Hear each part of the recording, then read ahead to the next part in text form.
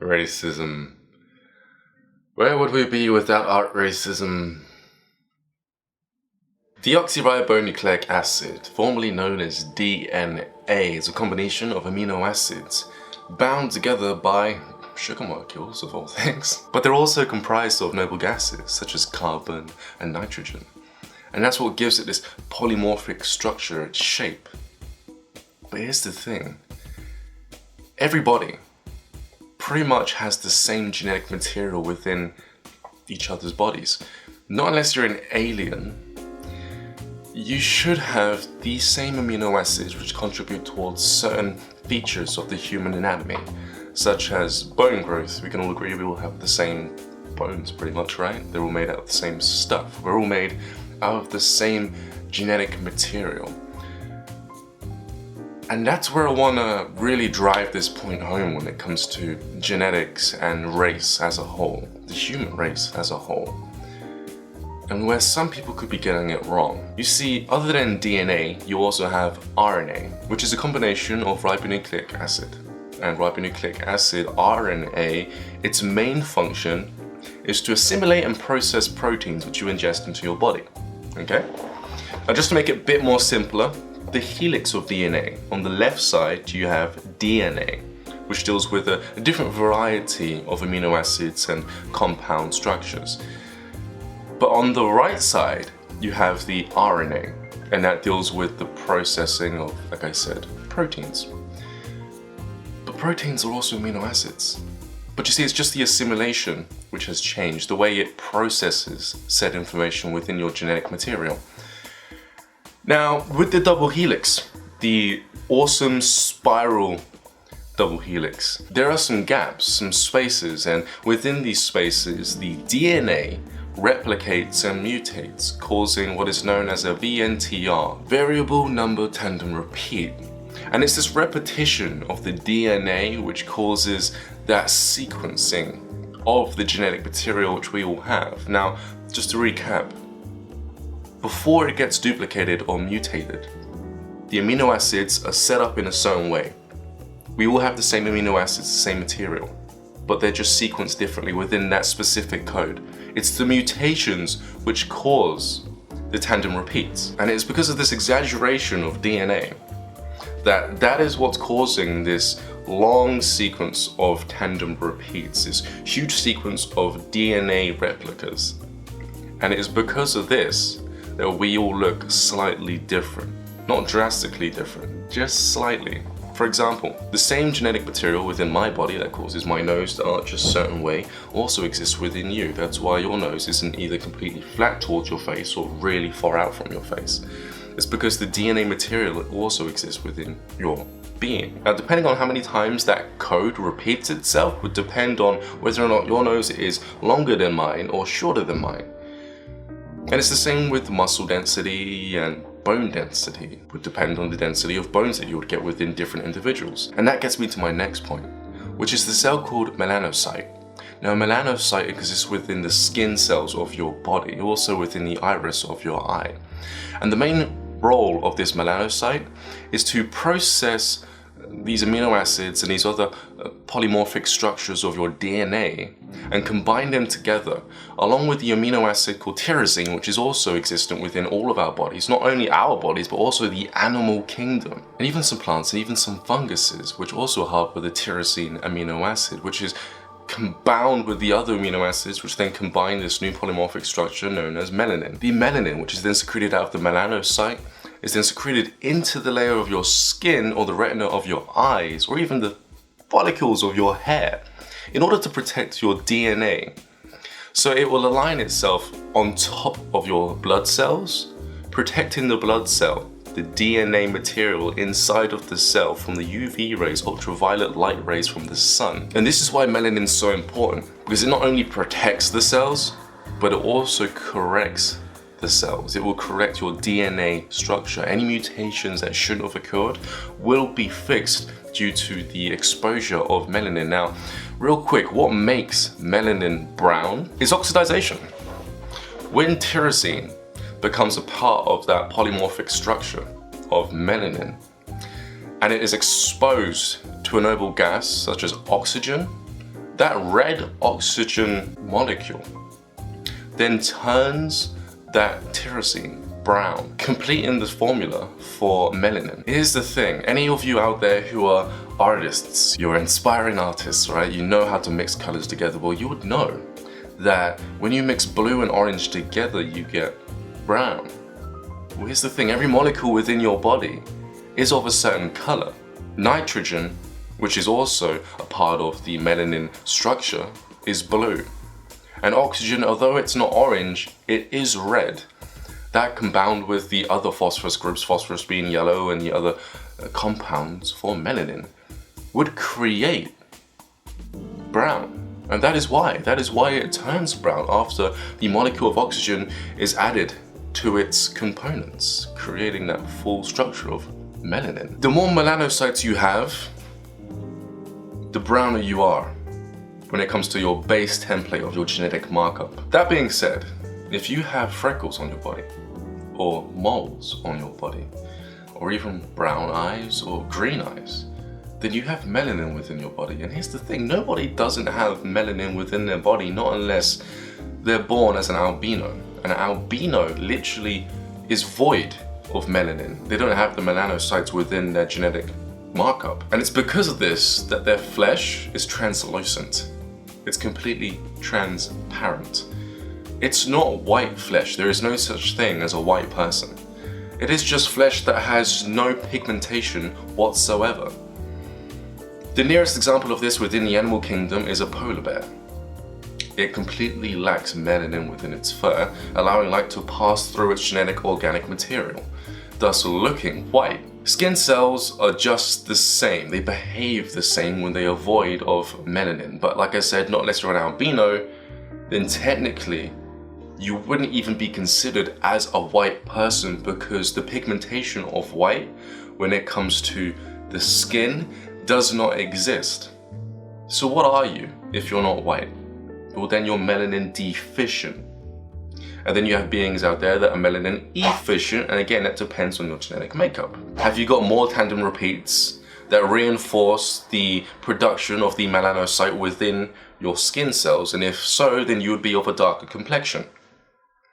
And even that, in and of itself, being so-called black, doesn't make any lick of sense. Because when you get a high density of melanin, of brown, it looks black. My hair is a high density of melanin. Once I grow it out into an afro, you can see its original color, which is a dark brown, a chocolate brown. So why is it that people tend to lean towards the common denominator, what looks like black? Is it due to ignorance, not wanting to know the truth because you're okay with how things are, because you're okay with hating another race for looking different?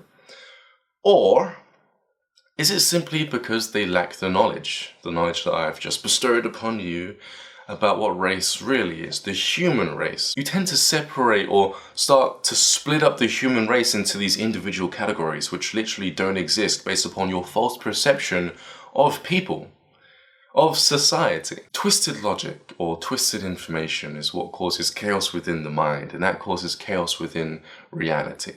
And that's what you're seeing when you're seeing race. You're just seeing confusion. Now, there are many reasons as to why people don't like another race. One, which is they smell funny, right? Black people smell funny. That's one that I used to get confronted with a lot, you know, that projection of that opinion. I'm going to tell you why certain people smell funny, okay? Certain cultures around the world eat certain foods, and certain foods just aren't good for you, and they rot within your body, that then gets sweated out of the body as the body tries to eliminate the toxins. You then have your own odor. As a so-called race, let's call it a culture, okay? So most people who rub coconut oil all over their skin, cocoa butter all over their skin, which is, by the way, a processed toxin, the body tries to expel said toxin, thus you have a certain odor. That combined with the food intake of the meats and the dairy products which rot and putrefy within your gut, which then bleed into your bloodstream, and after only seeping into the bloodstream from the intestinal tract, poisons your kidneys and your liver, then your skin tries to expel the waste, you then smell funny. That and then the hair products and so forth, and the foods that they generally like to eat, such as the rice and peas, all combines into this concoction, which gives a certain culture its smell, its sense of smell. So when I smell coconut, right? Coconut and bread, I think about my Nand and I think about my melanin efficient side of my family. And a lot of people can correspond certain smells and even what they see, people wearing flat caps and baggy clothes, to a race of people. Because that's how people try to make sense out of things, through smell and touch and sight. But you gotta realize something. There are people out there like the Eminem wannabes, people who try to be of a certain culture. I'm not saying that's bad, I'm just saying it's not tied down to a specific genetic structure. Okay, it's not tied down to a race or a perceived race. It's just what people find interesting, what people want to be a part of because they want to experience that kind of lifestyle. That is why you get some melanin efficient people that smell like melanin deficient people and vice versa. It's all a part of playing a role in society, becoming more culturally diverse. Spend enough time in India eating all their great food, you're gonna come back smelling like that specific race. Okay, and I'm putting race in quotations because like we've discussed already, race doesn't really exist. There's no such thing as individual race, only the human race, which is a race of bodies, again, if you're not part alien, that have the same genetic material, just different variations of said genetic material, which gives us our look, our differences, which really are just exaggerations of our genetic potential. And that gets me to my next point, as to why it is that racism still exists till this day. And that deals with a specific holiday, which only further increases individualism. And that holiday, of course, if you haven't guessed it already, is Black History Month. The easiest way to keep racism around is to keep thinking about it. And the most unproductive way of living is to keep doing the same thing over and over again and expecting a different result. The definition of insanity.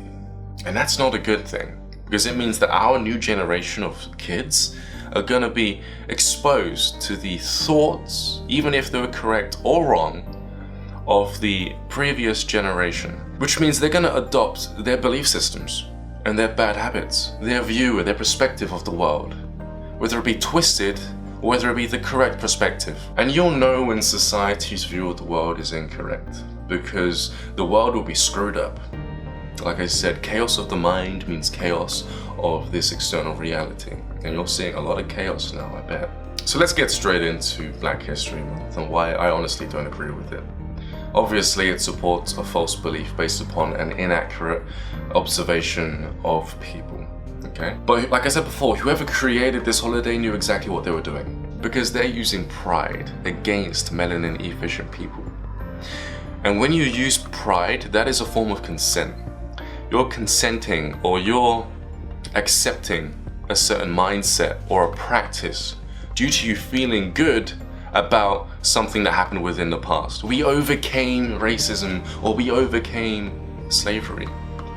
I didn't overcome slavery. I wasn't born back then. I was born in 1993. Slavery wasn't a part of my experience, so why should I become emotionally invested in someone else's experience? It makes no logical sense to me.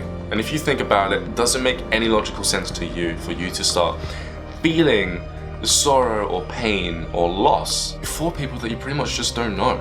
I mean, you don't know people who have been involved within the slave trade more than you know your family, right? Or your friends. I could see as to why you or me would become emotionally invested in anything or any wrongdoing that could happen to a family member or to a friend. But to a complete stranger, not unless it's a part of my experience, not unless I'm seeing it, there's no reason for me to feel something that I'm not experiencing. Just think about it. How many people around the world right now are screaming, are feeling some sort of pain, whether it be a heartbreak or witnessing their parents passing for the first time, a friend passing for the first time? How many car crashes, how many deaths are happening right now? How many deaths have happened already whilst you were feeling happy listening to a certain soundtrack on your iPod or on YouTube, laughing at vines, and yet you're not feeling bad because you're not experiencing it. It seems insane to focus on the negatives of other people's experiences, only then to lower your frequency, to lower your mood, to fill up this limited time which you have called a life with experiences which have nothing to do with you or me. So think about it. Just think about it. And if you're melanin efficient and you're prideful about something that you haven't accomplished, I'm not saying that you haven't accomplished things within your life. I'm just saying don't let this accomplishment of people that have existed within your past, which is a great historical moment, yeah, but it's not your historical moment. Build something new for you today to be proud of within the future, and to tell your kids, to inspire them to also overcome their hardships within their distant future. You know, when you think like this, you really do stop buying into these ritualistic events. So I'm Ryan JC, this has been Your Potential. Subscribe, like and comment on this video. Access to all of my social media links, including my Instagram and Facebook, are in the description below. And I'll speak to you guys very soon.